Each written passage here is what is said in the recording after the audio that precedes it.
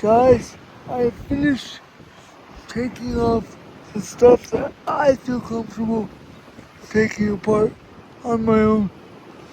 I'll wait till my girl gets back to do that, and then I will start building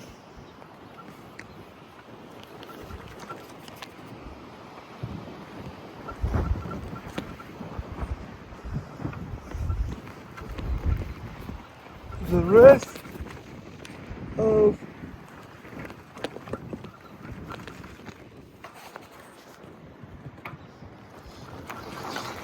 my green workbench. The rest of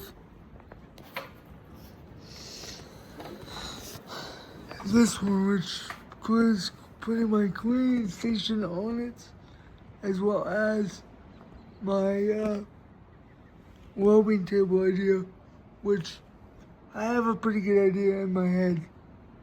I will put up a picture on the community tab, and I will do a video talking about the idea for the welding table.